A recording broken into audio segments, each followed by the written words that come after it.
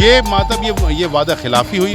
एक ऐसा रोल निभा रहे हैं, लगता है कि दूसरा हिटलर हमको देखने को मिला। मुझे अपने मुख्यमंत्री पर पूरा विश्वास है। एक अधिकारी की वजह से मैं सरकार को ब्लेम नहीं कर सकता। हमारे पास न्यायालय का भी रास्ता है, फिर हम न्यायालय का दरवाजा खटखटाएंगे। रात के 3 बजे युद्ध स्तर पर बल का प्रयोग करके काम को कराया गया और करा करके इस तरह से हम लोगों के साथ विश्वासघात किया गया। आप हैं बिहार संवाददाता के साथ और मैं हूं मनोज चतुर्वेदी। आप ये देख रहे हैं आर ब्लॉक से लेकर और स्टेशन तक का जो ये ओवर ब्रिज है, इसके नीचे सजावट का काम और पार्किंग का काम चल रहा है। वो दृश्य भी हम आपको दिखाएंगे। लेकिन सबसे बड़ी समस्या ये है कि ब्रिज के नीचे पार्किंग की पहले व्यवस्था होती थी। यहाँ के जो तमाम व्यापारी हैं, दोनों तरफ ये न्यू मार्केट का इलाका है और अंग्रेज़ों के ज़माने से है। यहाँ पर बीच में इसको पूरा कवर्ड करके, ये आप देख रहे हैं, कवर्ड करके यहाँ से लेकर और आर ब्लॉक तक पार्किंग कर दी गई है। इसके पहले भी समस्या आई थी। मस्जिद के लोगों ने कहा था कि जब जुम्मे की नमाज होती है तो जो अंत में लोग जुम्मे वाले लोग जो जुम्मा की नमाज़ को पढ़ने आते हैं वो यहीं पर बैठकर पढ़ लेते हैं। उस समय सरकार तो मान गई थी, लेकिन सरकार जो है बहुत सी चीज़ों को मान जाती है जब पब्लिक मॉब जुटता है तो। लेकिन रात के अंधेरे में किस तरीके से सरकार कार्रवाई करती है, ये यहाँ के जो मार्केट के मस्जिद के जो नेतागण हैं, जो अध्यक्ष हम उन्हीं से जानते हैं। उनका परिचय भी उनसे जान लेते हैं। क्या नाम है सर? मेरा नाम फैसल इमाम है और मैं जामा मस्जिद का अध्यक्ष हूँ। और तकरीबन 5-6 बार हमारे आयुक्त से मीटिंग हुई और उन्होंने हमें आश्वस्त किया कि कम से कम 3 पार्किंग बनेगी और जितने भी पार्क बनेंगे उसके हर छोर पे एक टॉयलेट बनेगा और एक रास्ता जो आवागमन जो है इस तरफ से लेके उस तरफ ये बनेगा। हम आश्वस्त हो गए। उसके बाद रातों रात इन्होंने सारे को बैरिकेड करा दिया। हालत ये हो गई 7 से लेके 8 तक और 8 से लेके 9 तक जो पाया है उसको इन्होंने अलॉटेड किया मस्जिद के लिए कि मस्जिद का जो गाड़ियाँ आएंगी या नमाजी जो जुमा के दिन बढ़ जाते हैं, जो कि मस्जिद में हम लोग एडजस्ट नहीं कर पाते हैं, वो आखिरी वक्त में जो कि मुश्किल से 15-20 मिनट का मामला होता, हम उसमें जो है इन लोगों को बैठा के काम करें। लेकिन हालत ये आज हो गई कि 7 से लेकर 8 तक तो फ़िलहाल फ्री दिख रहा है आपको, 8 से 9 उन्होंने बैरिकेड कर दिया। ये मतलब ये वादा खिलाफ़ी हुई। मौखिक तौर पे उस समय जो है जिला अध्यक्ष जो डीएम साहब हैं वो भी थे और जो कप्तान साहब हैं वरीय आदित्य वो भी वहाँ मौजूद थे। उनकी मौजूदगी में जो है नगर आयुक्त साहब ने ये कमिटेड किया हम लोगों को कि आप आश्वस्त रहिए, हम पार्किंग भी देंगे, हम रास्ता भी देंगे। अध्यक्ष जी, कहा जाता है कि अधिकारी उतना ही करते हैं जितना सरकार से उनको कहा जाता है। इसमें गलती आप सरकार की मानेंगे जो बैठे हैं उनकी या अधिकारियों की? देखिए, मैं अब तक जितनी दफ़ा मिला, मैं अपने इलाके के माननीय जो विधायक हैं मैं उनसे ही मिला। उन्होंने भी मुझे हम लोगों को आश्वस्त किया और उन्होंने बात किया, बजाते आयुक्त साहब से बात की और बात करके उनसे ये कहा कि जैसा जैसा ये लोग चाह रहे हैं वैसा करने की कोशिश कीजिए। आयुक्त साहब मुझे इसमें एक ऐसा रोल निभा रहे हैं, लगता है कि दूसरा हिटलर हमको देखने को मिल रहा है। आयुक्त तो आयुक्त के ऊपर तो आपके मुख्यमंत्री और उप मुख्यमंत्री हैं। जहाँ तक हमारे पास खबर है कि जब ये परसों या कल ये किया जा रहा था कि इसको भी पार्किंग को घेरा जाएगा, अब तो इस पे भी आप लोग मुख्यमंत्री तक अपना पत्र पहुँचाए हैं, तो क्या कुछ निकला? मैं सैटरडे का दिन था, उस दिन हमने माननीय मुख्यमंत्री जी के यहाँ अपनी चिट्ठी पहुँचा दी है। उसी टाइम फ़ौरन वहाँ से डीएम साहब को भी खबर हो गई है। डीएम साहब ने आज के बारे में बोला, आज या कल के बारे में हम आके खुद निरीक्षण करेंगे और देखेंगे जो ये यथास्थिति है जिस पे वादा हुआ उस वादे को कोशिश करेंगे, हम पूरा कराने की कोशिश करेंगे। तो वादा तो आप कह रहे हैं कि हर पार्क माने हर पाए के बीच में भी रास्ता छोड़ने का वादा था, कहाँ निभाया गया? यही तो बात है, ये तो बात समझ में नहीं आ रही है कि कहीं ना कहीं आयुक्त अपना डिक्टेटरशिप निभा रहे हैं इसमें। यहाँ कहीं मैं बार बार अध्यक्ष जी आपको कह रहा हूँ कि आयुक्त एक मुहरे होते हैं, जितना सरकार कहती है उतना ही वो करेंगे। क्या एक मुख्यमंत्री आयुक्त को कह दे कि ये नहीं करना है वो कर देगा? विश्वास करते हैं आप?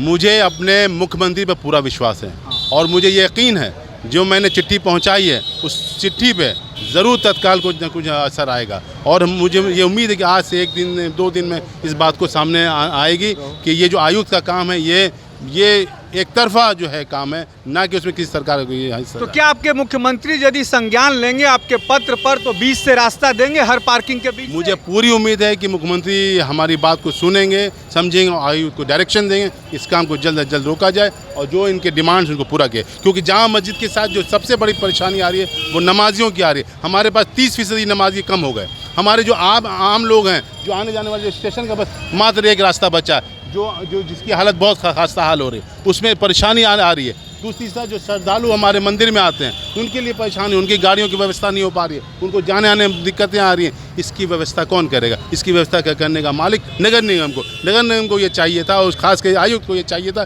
कि जिस तरह आप ग्रीन बेल्ट बना रहे हैं, क्या सिर्फ आप 28, जैसा उन्होंने मुझे स्टोरी सुनाया कि 30 लाख लोग पटना में आते हैं और 28 लाख लोग आते हैं वहाँ जाते हैं, क्या 2 लाख लोगों का उनकी नज़र में कोई वैल्यू नहीं है? क्या एक चींटी की अहमियत नहीं है? आखिर ऊपर वाले ने कई करोड़ मखलूक को बनाया, कई करोड़ जीव जंतु को बनाया, हर के एक जो है एक इम्पोर्टेंस है। क्या उनके नज़र में हमारा कोई इंपॉर्टेंस नहीं है? इस जामा मस्जिद कोई इंपॉर्टेंस नहीं है? क्या यहाँ के लोगों का इंपॉर्टेंस नहीं है? अगर नहीं है तो अगर हमने अपनी सरकार के पास बात पहुँचा दी है, नहीं होगा तो आने वाले समय में हम मुख्यमंत्री से खुद मिलेंगे और अपनी बात को उनके समक्ष रखेंगे। जब पत्र आपने पहुंचा दिया, मुख्यमंत्री मान लीजिए आप ही कह रहे हैं कि यदि नहीं हुआ, हमारी मांगे नहीं मानी गई, तो क्या अगली बार जब चुनाव आ रहे हैं फिर क्या करेंगे आप? देखिए, ये तो दिल्ली दूरस्थ, मैं आगे दूर की कहाँ बात, है साहब अध्यक्ष जी, अब 1.5 साल पे है दिल्ली। एक अधिकारी की वजह से मैं सरकार को ब्लेम नहीं कर सकता। एक अधिकारी, मैं बार बार आपसे कह रहा हूँ कि अधिकारी का दोष नहीं होता। आप कह दें ज़रूर है, लेकिन ये जो स्मार्ट सिटी का जो मामला है, ये स्मार्ट सिटी क्या स्टेट का मामला है? ये स्टेट देख रही है।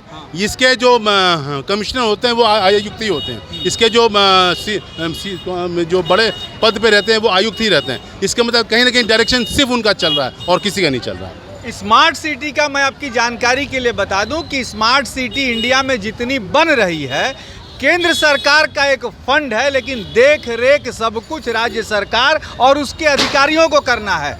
कितनी सफाई है पटना में, पटना कैसा दिखता है, वो आप जब रैंकिंग देंगे तब जाके पटना किस पावदान पे खड़ा है ये पता चलेगा लोगों को। लेकिन ये काम जो किया जा रहा है, ये आप बताइए कि स्टेट सरकार का ये मसला है कि नहीं? इसमें स्टेट सरकार आपके पत्र पर संज्ञान लेकर इस मामले को हल कर सकती है या नहीं, यदि चाहे तो? मैंने आपके सामने, मैं फिर एक बात बोल रहा हूँ, मैंने अपनी बात मुख्यमंत्री तक पहुँचा दी है। मैं 2 दिन इंतज़ार करूँगा, मैं खुद जाके उनसे मिलूँगा। अगर ये बात सामने आ गई कि अगर मुख्यमंत्री के संज्ञान में आने के बावजूद भी काम नहीं होता, तो आगे देखेंगे हम क्या देखेंगे जो रास्ता हमारे पास है। क्या रास्ता हो? बिल्कुल होगा। प्रजातंत्र मुल्क में रह रहे हैं और प्रजातंत्र मुल्क में ऐसा नहीं है कि हर काम मुख्यमंत्री से हो सकता है या हर काम आयुक्त से हो सकता है। आपके पास न्यायालय भी है, हमारे पास न्यायालय का भी रास्ता है, फिर हम न्यायालय का दरवाज़ा खटखटाएंगे।